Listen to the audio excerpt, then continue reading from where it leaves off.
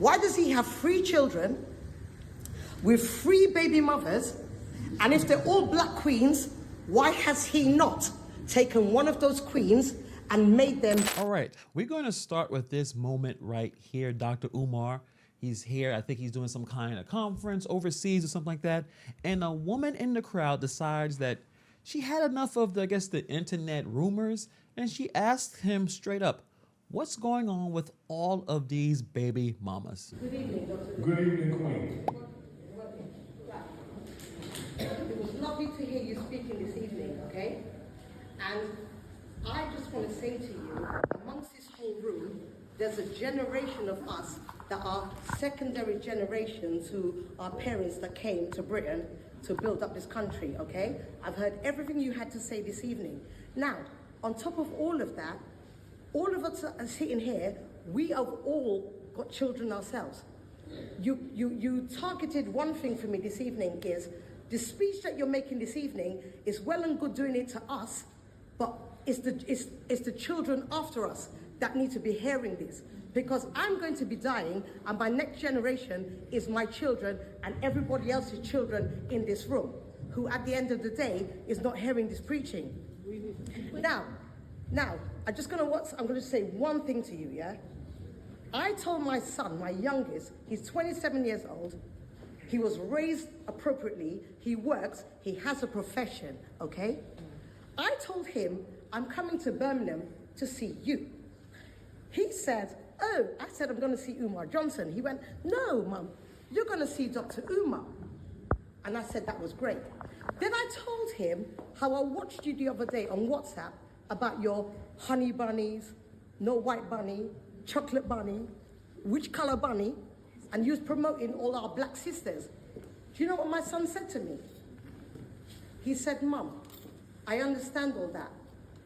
But and I'm just going to quote what my 27-year-old said to me, who actually knows about you. Well, I don't know what he knows, but what he said was, Mum, why is it if he's talking about representing the black sisters, and the black sisters, man, our brothers need to know who we are, and be dating the black sisters in the community, or go and find them in every other race. He said, why is it that Dr. Umar has 3, please let me just say this, right?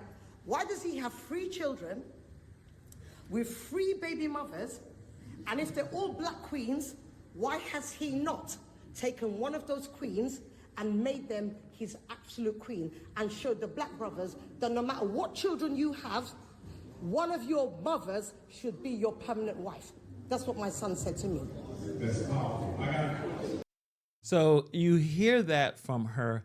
Shout out to this channel that posted this. I didn't see this actually a few months ago, that someone actually went to confront and asked him a really important question. You notice when Dr. Umar is speaking, he's talking about uniting the black family, how it's important to, for the survival of the race, the Pan-African philosophy. And you see a man that has personal issues with his families and how he has been able to, or lack thereof, the inability to foster and provide a strong family for himself. So we'll check out the response. Let's finish the rest of this.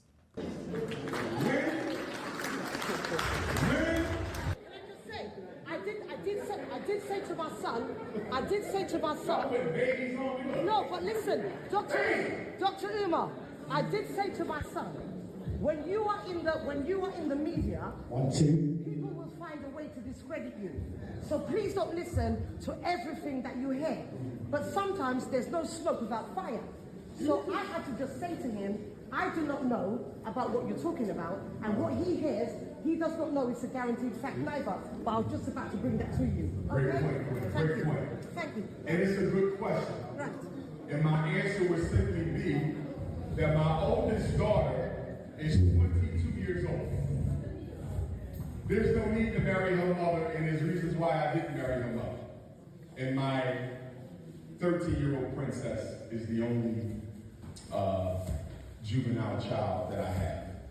My oldest is grown now. So it's really only one whose mother I would need to marry. And I'm not going to go into why. Just know that my mission dictates that whoever I marry can be a support to my wife. I can't. It gotta be a support to her. And I'm going to get married because I can't have a school without my queens. So you see it right there, a little bit of the messiness. So he's talking about obviously the oldest, and we've been talking about that in this video. And also, I guess it's a second one. So he doesn't have three, maybe he has two. But the problem is that a lot of this drama has spilled online, which is unfortunate, but that's just the way it is when you are a public figure, and people who are upset with you will come to that situation. You can see from Umar's face and his reaction that obviously there's something he doesn't want to talk about. This is like a YouTube comment that he can't delete. So, you know, the way he reacted was, well, I couldn't marry that woman, and then I have another daughter. Didn't explain that situation. But, you know, he's going to have that school that we're still waiting for, but he needs to marry his queen. So we're going to break this down. I've noticed watching videos talking about this that Umar is going to say that those mothers are bitter. Some of the mothers say that Umar is a liar, and then his daughter is straight up saying he abandoned her. I just turned 23 in May. Well, it's July now, but still, I just turned 23. So I haven't seen Umar since I was I had to be like 9, 10 years old. It's been over a decade, y'all. It's been over a decade. So you have everyone pointing fingers, and no one's really looking in the mirror, and that's the problem. The man who preaches accountability never seems to practice it. So you can compare this situation, which is very messy, to the fact that he can't get the school together. So we're going to be putting some of his words against theirs, and we can really see who's really ducking the responsibility, and you can decide for yourself if Umar's message even lines up with his own personal life. Now, again, I don't really dive into much of the personal back and forth in terms of family and their messes, because usually there's always problems on both sides. The problem is with Umar Johnson, he wants to preach, right? He travels the country, standing on stages, booming voice. He's talking about Pan-Africanism, family and unity, how black men need to honor their queens, right? He's on the mic, he's on podcasts, on radio stations. You would think that he has the blueprint for saving every single child in America. I might indulge. I'm not a drinker, but I might indulge for the occasion.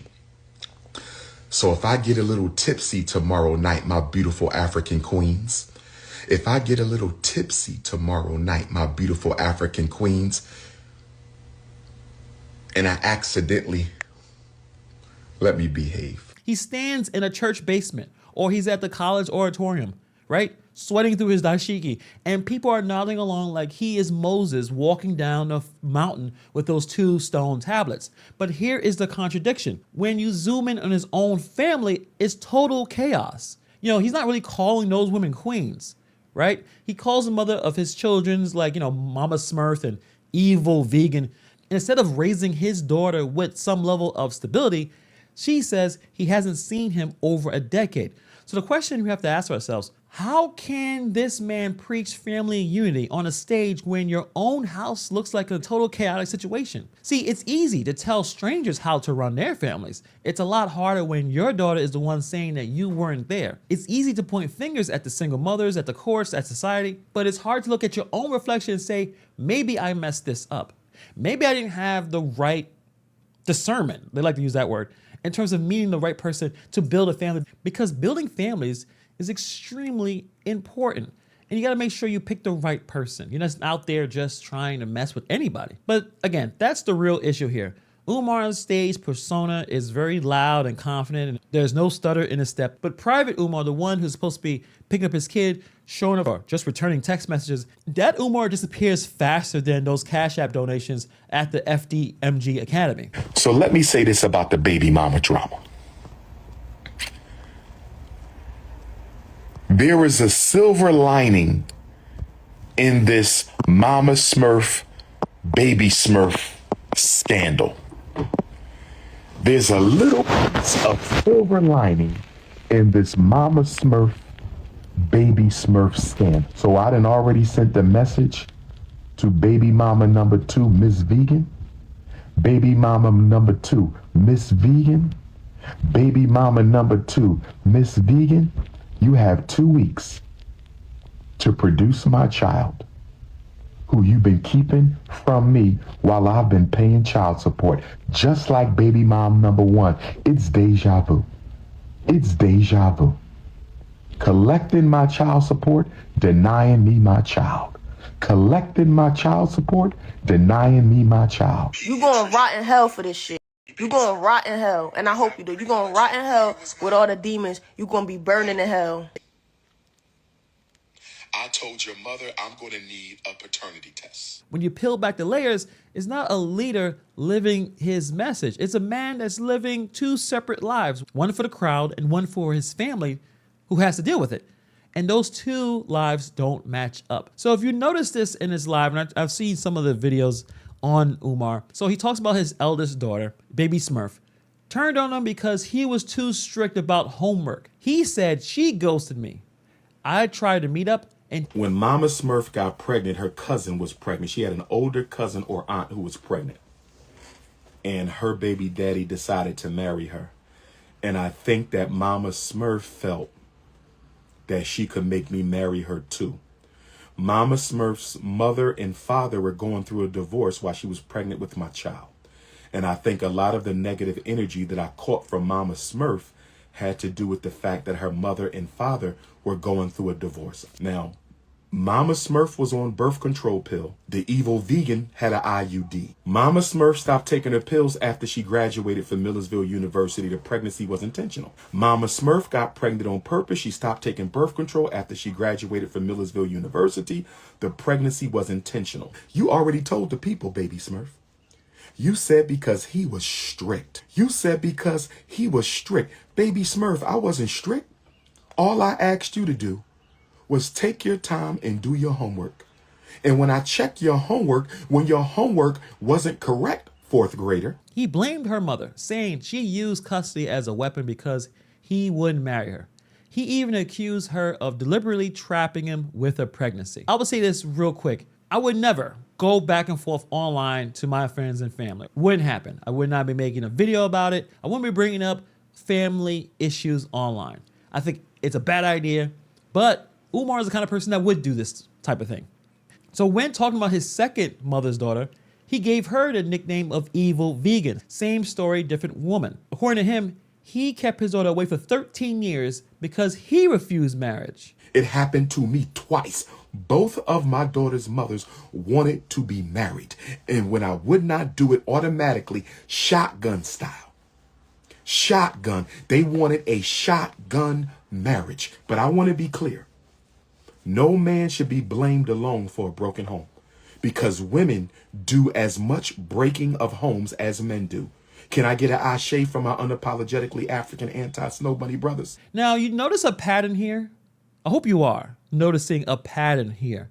So it's either he doesn't know how to pick the right woman, or again, he's framing this to make it seem like he is always the victim. He also says he even threatened to go public with her secrets if she didn't let him see his child, saying that he would put her business in the streets during one of his lives. That doesn't sound like co-parenting, that sounds like extortion. It's Umar turning fatherhood into some kind of hostage situation. So you see the nicknames, right? You see Mama Smurf, Evil Vegan. He's not really affectionate. I think it's more demeaning. Instead of showing his daughters that their mothers deserve respect, he reduces them to punchlines because he wants to get a laugh from his followers. But to the kids of that mother, I think it's just more fuel for resentment. The Umar versions of these events goes like this. He's a victim, the mothers are bitter, and his daughters are ungrateful. He paints himself as the noble dad that tried everything, while the women around him conspire to keep him out. Doesn't that sound like what he's dealing with the school? He frames himself as the guy who's trying to build this school, but the state of Delaware is holding him back. So when you keep hearing the same story with different women, the same trap, the same betrayal, the same denial of access, you have to ask yourself, is everyone else wrong? Or Umar just running the same excuse on repeat?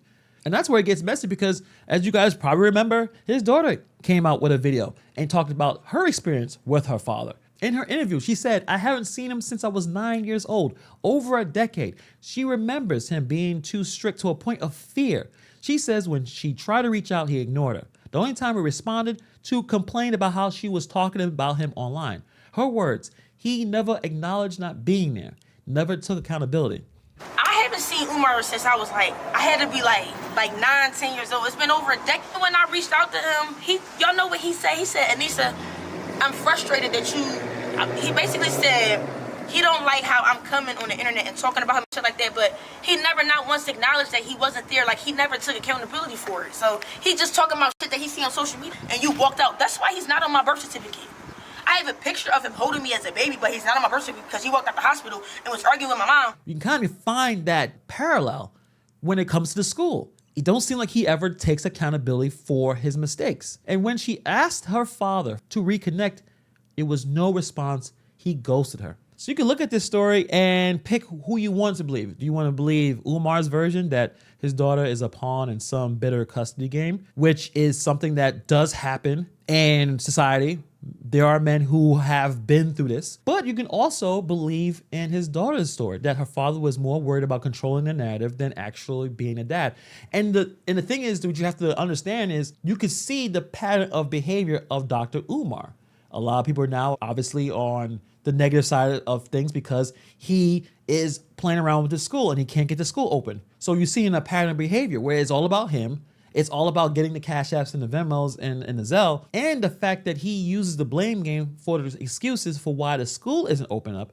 We can see a pattern of behavior on his end here compared to someone else in a different situation that had a baby by someone and now they're back and forth when that man may be doing everything correctly.